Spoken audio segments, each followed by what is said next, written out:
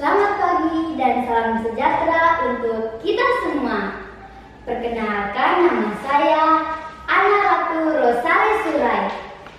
Saya siswi kelas 7 SMP Negeri 3 Ilaga Timur 1 Atap Hamahena.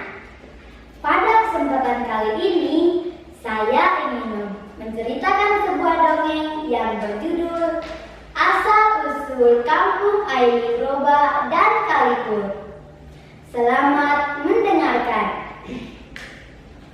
Dahulu kala, nenek moyang orang Wedang hidup dengan damai di puncak gunung Uyelewun.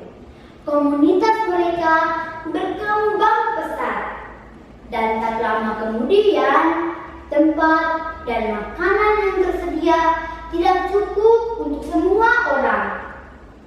Akibatnya, beberapa keluarga memutuskan untuk pindah ke lereng gunung untuk mencari tempat tinggal baru. Salah satunya adalah Roman Ai dan keluarganya, yakni istri dan kedua anaknya, yaitu Ribu Roman dan Raha Roman. Lihat tempat ini, aman dan ada banyak pohon yang unik di sini. Saya pikir ini tempat yang cocok untuk ditempati, kata Roman Ai. Mereka menemukan pohon dengan kulit yang licin, daun, dan buah yang bergetah. Mereka menamakan pohon itu Ailaur karena teksturnya. Pohon ini juga diketahui dapat menyembuhkan berbagai penyakit kulit, termasuk penyakit kusta. Mereka menamai desa baru mereka Ailiur, yang kemudian dikenal sebagai Ailiur. Penduduk Ailiur hidup dengan damai selama bertahun-tahun, hingga pada suatu hari ketika para lelaki pergi berburu dan para wanita mengumpulkan makanan, anak-anak dibiarkan bermain. Tiba-tiba tanah mulai retak dan seekor buita raksasa yang dikenal sebagai obah muncul dari dalam tanah. Tentakelnya sebesar batang pohon kelapa. Lari! Lari! Lari! Tanahnya retak! Teriak anak-anak. Itu apa?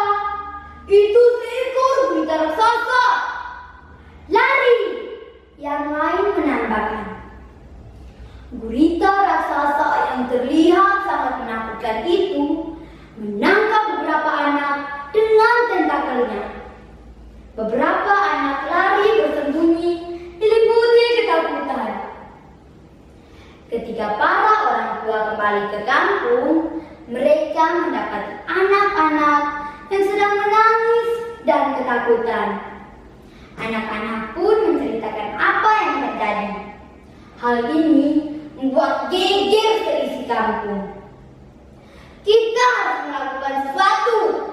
Kita tidak bisa membiarkan monster ini membahayakan anak-anak kita lagi, kata seorang ibu dengan marahnya. Semua warga kemudian mengadakan rapat untuk menemukan cara bagaimana membunuh monster tersebut. Mereka kemudian menemukan cara untuk membunuh gurita tersebut dengan menuangkan wereng panas, atau dalam bahasa Indonesia dinamakan jebabur panas, ke dalam lubang gurita tersebut. Penduduk desa mempersiapkan jebakan. Pada hari yang telah disepakati bersama, anak-anak dibiarkan bermain seperti biasa di sekeliling lubang gurita untuk mengumpan gurita keluar dari persembunyiannya. Akhirnya, gurita itu keluar untuk memangsa anak-anak. Dan sesuai rencana, begitu ia muncul,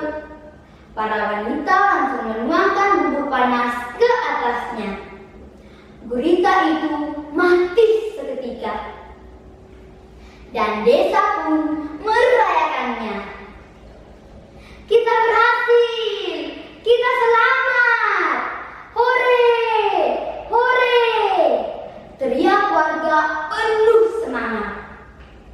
Berjalannya hari, bangkai gurita itu mengeluarkan bau busuk yang sangat menyengat.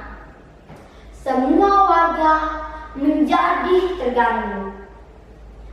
Mereka kemudian memutuskan untuk mengungsi lagi. Mereka terus berjalan mencari tempat tinggal baru. Di tempat tinggal baru inilah terjadi perpisahan antara dua kakak beradik, yakni Ribu Roman dan Raha Roman. Raha Roman dengan berat hati meninggalkan kakaknya dan melanjutkan perjalanan menuju tepi pantai dan menetap di sana. Untuk mengabadikan kejadian tersebut, Ribu Roman menambahkan nama obat di belakang kata air liur dan menamai kampung barunya menjadi air liur obat hingga sekarang. Sedangkan Raha Roman menamai kampung barunya air liur yang dalam perjalanan karena faktor dialek berubah menjadi kalikur. Hingga saat ini silaturahmi masih tetap terjalin dengan baik.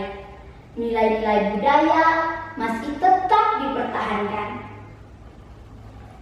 Cerita ini secara keseluruhan mengajarkan kita pentingnya keberanian, kerjasama, kecerdikan,